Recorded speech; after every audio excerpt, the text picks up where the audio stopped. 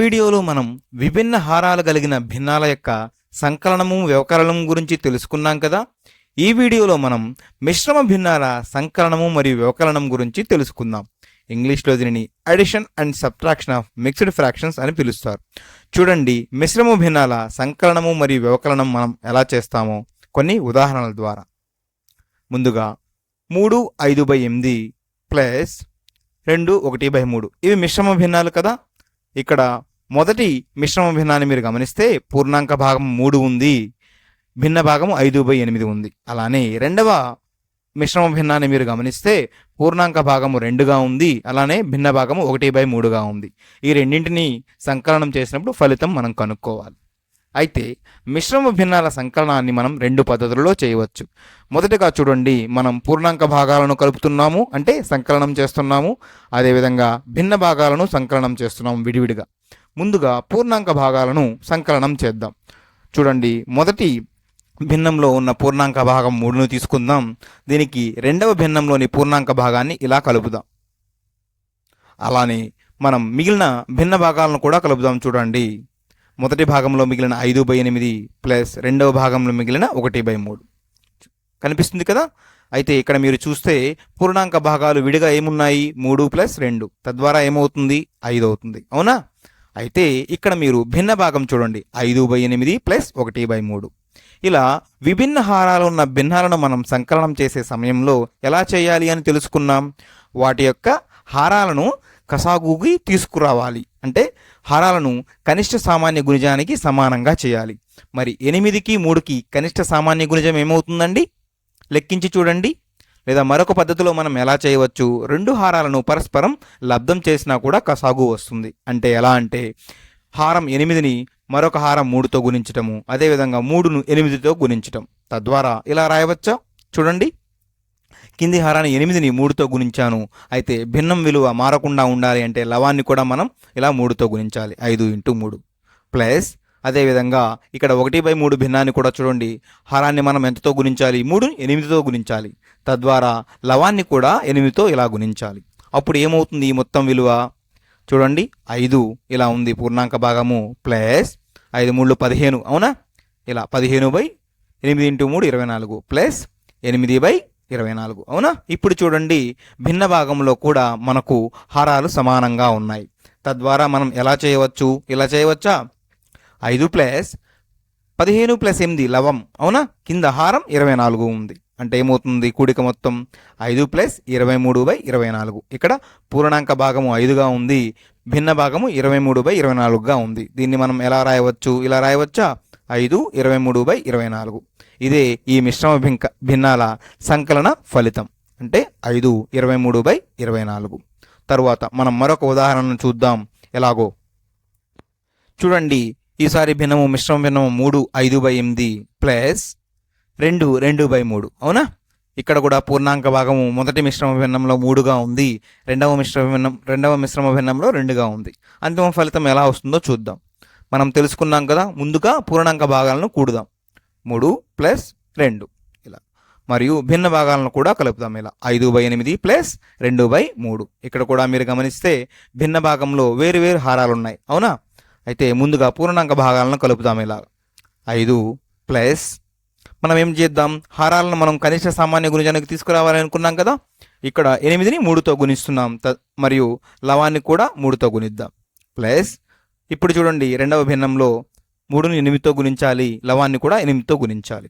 తద్వారా ఫలితం ఏమవుతుంది, 5 + 15/24 ప్లస్ 8 × 2 16/24. ఇప్పుడు హారాలు 24కి సమానంగా ఉన్నాయి కదా. తద్వారా ఇలా రాయవచ్చా, 5 + 15 + 16/24. తద్వారా 5 + 15 + 16 అంటే ఎంతండి, 31/24. మీరు గమనించి చూడండి, పూర్ణాంక భాగం 5గా ఉంది, అయితే మన భిన్న భాగం ఎలా ఉంది, క్రమ భిన్నమా, అది అపక్రమ భిన్నమా, అపక్రమ భిన్నం, అంటే హారంతో పోల్చినప్పుడు లవం ఎక్కువగా ఉంది. ఇటువంటి సమయంలో మనం భిన్నాన్ని మిశ్రమ భిన్నంగా రాయవచ్చు. ఇలా రాయవచ్చా, 5 + 31/24 అంటే 24 1 24, ఎంత మిగులుతుందో శేషం 7 మిగులుతుంది. కాబట్టి 1 7/24గా రాయవచ్చు. తద్వారా ఇక్కడ కూడా పూర్ణాంక భాగం 1 వచ్చింది కదా, కాబట్టి ఇలా రాయవచ్చా, 5 + 1 7 బై 24 అంటే అంతిమంగా 6 7 బై 24 ఇలా రాస్తాం. కాబట్టి ఇచ్చిన మిశ్రమ భిన్నాల సంకలన ఫలితం ఏమవుతుందండి? ఇలా 6 7 బై 24 అంటే మొత్తం పూర్ణాంక భాగము 6, భిన్న భాగం 7 బై 24. తరువాత మనం మరొక ఉదాహరణ చూద్దాం. ఈసారి వేరే పద్ధతిలో చేద్దాము ఈ మిశ్రమ భిన్నాల సంకలనం. ఎలాగో చూడండి. 1 2 బై 3 ప్లస్ 2 7 బై 9 ఈ రెండు మిశ్రమ భిన్నాలను మనం కూడి అంతిమ ఫలితం చెబుదాం. అయితే ఈసారి పూర్ణాంక భాగాలను భిన్న భాగాలను విడివిడిగా కాకుండా రెండింటిని కలిపి ఎలా చేస్తామో చూడండి. మనం ఈ మిశ్రమ భిన్నాలను కాస్త ఎలా చేసుకుందాము అంటే అపక్రమ భిన్నాలుగా మార్చుకుందాం. ఎలా మారుస్తాము చూడండి. 1 2 బై 3ని మనం అపక్రమ భిన్నంగా ఎలా మార్చవచ్చు? ఇలా రాయవచ్చా? 3 × 1 ప్లస్ 2 బై 3 అవునా, ఇది అపక్రమ భిన్నం అవుతుంది. ప్లస్ అలానే 2 7 బై 9ని ఎలా రాయవచ్చు? ఇలా 9 × 2 ప్లస్ 7 బై 9 అవునా. తద్వారా ఫలితం ఏమవుతుంది? 3 × 1 3 ప్లస్ 2 బై 3 ప్లస్ 9 × 2 18 ప్లస్ 7 అవునా, అంటే ఇలా 18 ప్లస్ 7 బై 9. ఫలితం ఏమవుతుంది? 5 బై 3 ప్లస్ 25 బై 9. ఇక్కడ మీరు గమనించి చూస్తే భిన్నాలు ఉన్నాయి, వాటి యొక్క హారాలు వేరువేరుగా ఉన్నాయి. మనం హారాలను కనిష్ట సామాన్య గుణిజం అంటే కసాగుకి తీసుకువెళదాం. ఇలా గమనించి చూడండి. లవాన్ని హారాన్ని నేను 3తో గుణిస్తున్నాను, తద్వారా హారం 9 అవుతుంది. ఎందుకంటే పక్క భిన్నంలో హారం 9 ఉంది కాబట్టి.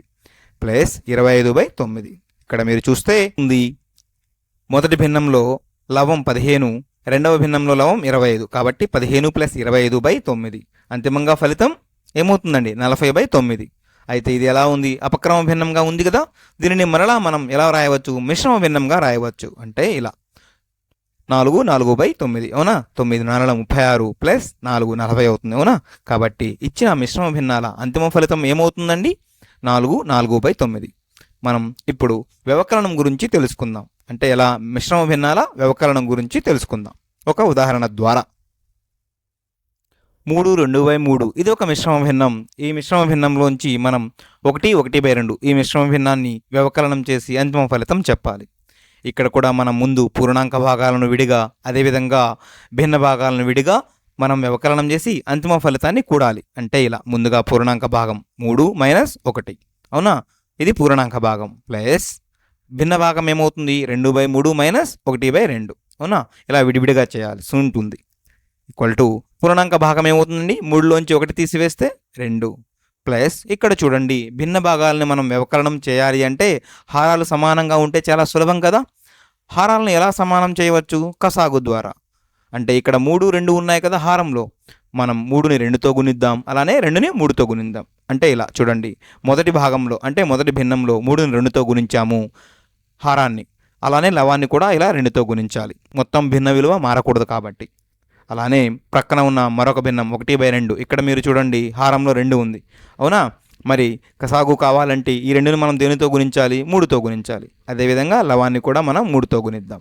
తద్వారా ఫలితం ఏమవుతుంది? 2 ప్లస్ 4 బై 6 మైనస్ 3 బై 6. ఇక్కడ చూడండి హారాలు సమానంగా ఉన్నాయి కదా, కాబట్టి ఇలా రాయవచ్చా?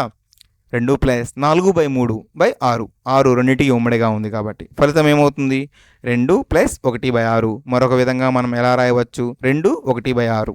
అంటే అంతిమంగా ఫలితం ఏమిటి? 2 మిశ్రమ భిన్నాల వ్యవకలనం 2 1 బై 6.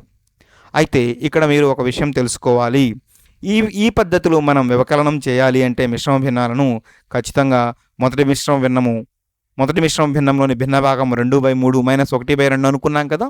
ఇక్కడ 2 బై 3 అనేది 1 బై 2 కన్నా ఎక్కువ ఉంది. అటువంటి సమయంలోనే ఫలితము చాలా ఖచ్చితంగా వస్తుంది. లేదు అంటే మనం ఖచ్చితమైన సమాధానం వస్తుందని చెప్పలేము. అయితే మరొక పద్ధతిలో ఖచ్చితమైన సమాధానం వస్తుంది. అది ఏమిటో చూడండి. ఇక్కడ ఒక ఉదాహరణ 4 1 బై 2 మైనస్ 3 4 బై 5. ఈ మిశ్రమ భిన్నాలను వ్యవకలనం చేసి మనం ఫలితం చెప్పవలసి ఉంటుంది. ఎలాగో చూడండి. ముందుగా ఇచ్చిన ఈ మిశ్రమ భిన్నాన్ని మనం అపక్రమ భిన్నంగా మార్చుకుందాం. ఎలాగా? 2 × 4 plus 1 by 2 minus 5 × 3 plus 4 by 5 అవునా. ఇచ్చిన మిశ్రమ భిన్నాలను అపక్రమ భిన్నాలుగా మార్చాం. తద్వారా ఏమవుతుంది? 2 × 4 8 అవుతుంది plus 1 by 2 minus 5 × 3 15 plus 4 by 5. ద్వారా భిన్న భాగాలు ఏమవుతాయి? 9 బై 2 మైనస్ 19 బై 5 అవునా. అయితే ఇక్కడ మీరు గమనించినట్లయితే ఇవి రెండు భిన్నాలు వేరువేరు హారాలు కలిగి ఉన్నాయి. కాబట్టి మనం హారాలను కసాగు ద్వారా సమానం చేద్దాం. ఏమవుతుంది? 2కు 5కు కసాగు అంటే 10ఏనా? లేదా మరొక రకంగా చెప్పాలి అంటే హారంలో ఉన్న 2ని 5తో గుణిద్దాం. అదేవిధంగా హారంలో ఉన్న 5ని 2తో గుణిద్దాం. అంటే ఇలా ముందుగా 2 ఇంటూ 5 పైన లవాన్ని కూడా మనం 9 ఇంటూ 5 చేస్తాం.